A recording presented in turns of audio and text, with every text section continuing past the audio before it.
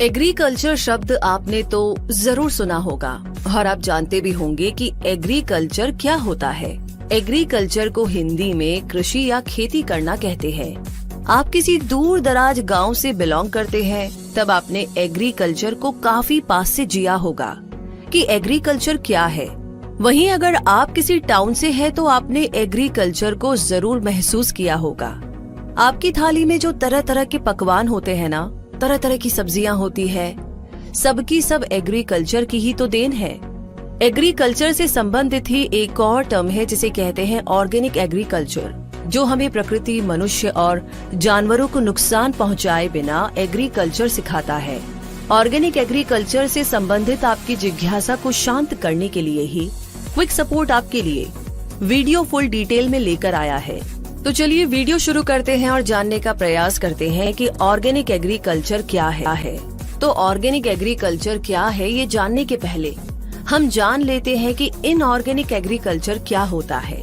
Inorganic agriculture में किसान अधिक पैदावार के लालच में अधिक रासायनिक उर्वरकों और कीटनाशकों का इस्तेमाल करते हैं, जिससे पैदावार की मात्रा तो बढ़ जाती है, लेकिन इनऑर्गेनिक एग्रीकल्चर से फसल की गुणवत्ता कम हो जाती है, मिट्टी की उर्वरता शक्ति क्षीण हो जाती है और इनऑर्गेनिक एग्रीकल्चर का हमारे इकोसिस्टम पर भी बुरा प्रभाव पड़ता है।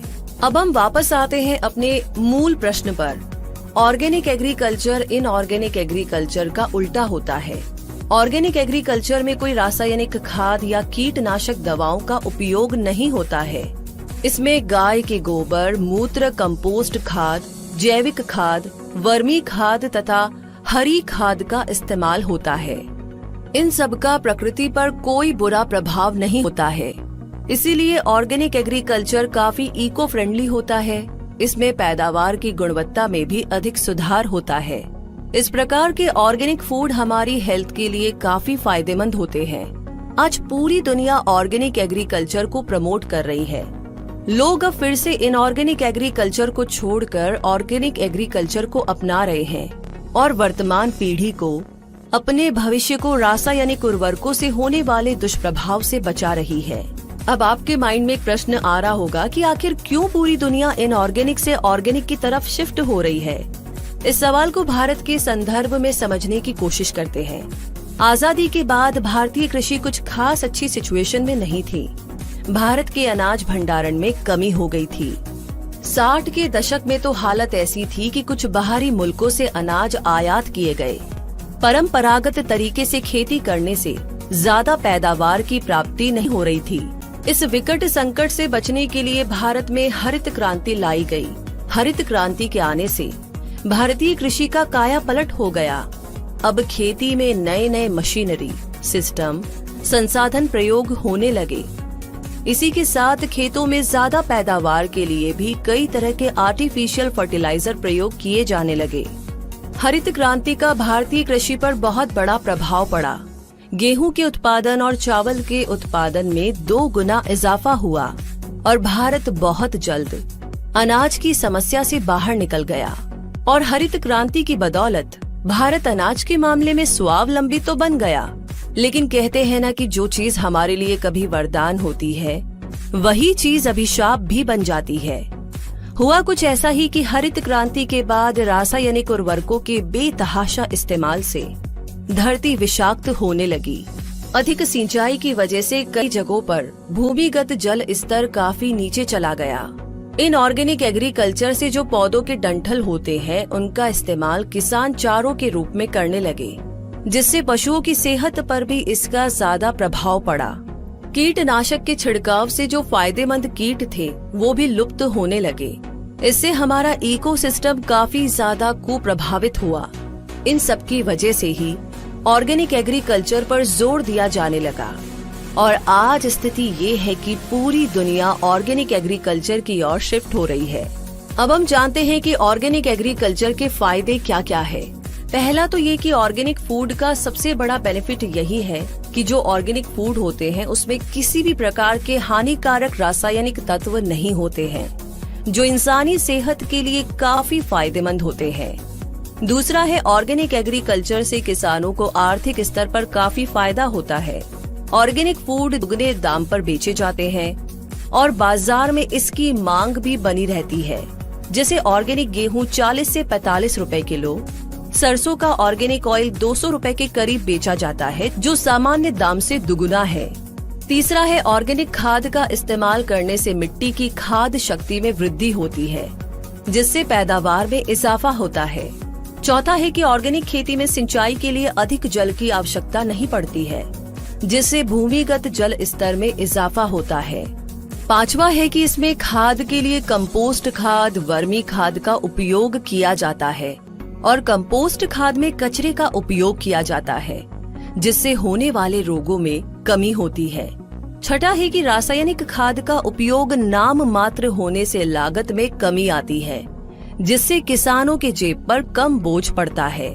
तो इतना सब जानने के बाद अब हम ऑर्गेनिक एग्रीकल्चर का थोड़ा सा इतिहास जान लेते हैं। जितने भी पारंपरिक तरीके हैं खेती करने के, सबके सब ऑर्गेनिक होते थे, क्योंकि पहले समय के लोगों के पास खेती का कोई इनऑर्गेनिक तरीका नहीं होता था। इसीलिए ऑर्गेनिक एग्रीकल्चर का इतिहास एक तरह से एग्रीकल्चर का ही इतिहास है। बस बीच में कुछ अंतराल के लिए इनऑर्गेनिक एग्रीकल्चर का दौर आ गया था। फिर से विश्व भर की सरकारें ऑर्गेनिक एग्रीकल्चर को बढ़ावा दे रही है और कई एनजीओ भी इस क्षेत्र में कार्यरत है और वे किसानों को प्रशिक्षित करते हैं और ऑर्गेनिक एग्रीकल्चर को लेकर किसानों के बीच जागरूकता बढ़ाई जा रही है।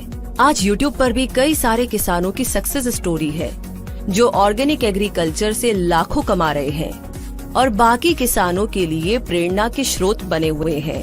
अब आइए हम जान लेते हैं कि किस किस देश में ऑर्गेनिक एग्रीकल्चर की क्या क्या स्थिति है।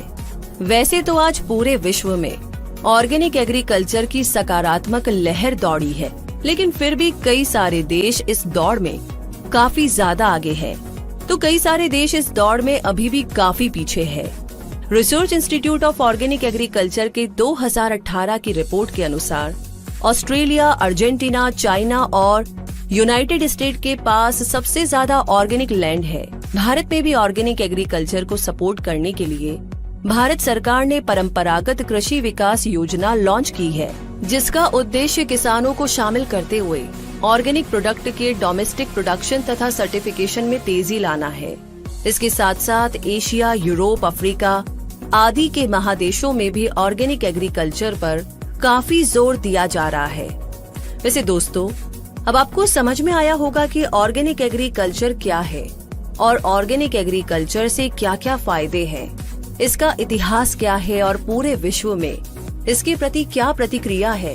ये सब जानने के बाद क्विक सपोर्ट को उम्मीद है कि ऑर्गेनिक एग्रीकल्चर से जुड़ी सारी जानकारी आपको मिल गई होगी और पसंद भी आई होगी। आगे भी इस प्रकार के अनूठे और लाजवाब वीडियो इफेक्ट के साथ जानकारी हासिल करने के लिए हमारे चैनल को सब्सक्राइब करें और बेल आइकन को प्रेस करना ना भूलें। इसी के साथ दोस्तों, आजकल लोगों ने ऑर्गेनिक एग्रीकल्चर की बात करें तो घर में ही सब्जियां और बाकी सारी चीजें उगानी शुरू कर दी है। घर का हेल्दी खाना वो खाते हैं। एक तरीके से छोटे रूप में ऑर्गेनिक एग्रीकल्चर लोग घर पर अपना रहे हैं। वैसे ये कैसे होता है, इसकी सारी जानकारी आपको इंटरनेट पर मिल जाएगी। तो आजकल काफी लोग इस दिशा में काम कर रहे हैं और आप भी इस दिशा में काम करना चाहते हैं तो हमारी शुभकामनाएं आपके साथ है। इसी के साथ ये वीडियो आपको कैसा लगा, ये जानकारी आपको कैसी लगी, कमेंट बॉक्स में लिख करके आप हमारे साथ शेयर कर सकते हैं। और आगे किस बारे में आप जानना चाहते हैं, कमेंट बॉक्स में लिख करके हमें जरूर बताएं। हम पूरी कोशिश करेंगे आपके लिए जल्द से जल्द ये जानकारी उपलब्ध कराने की। तब तक के लिए ध्यान रखिए अपना बहुत सारा, खुश रहिए, धन्यवाद।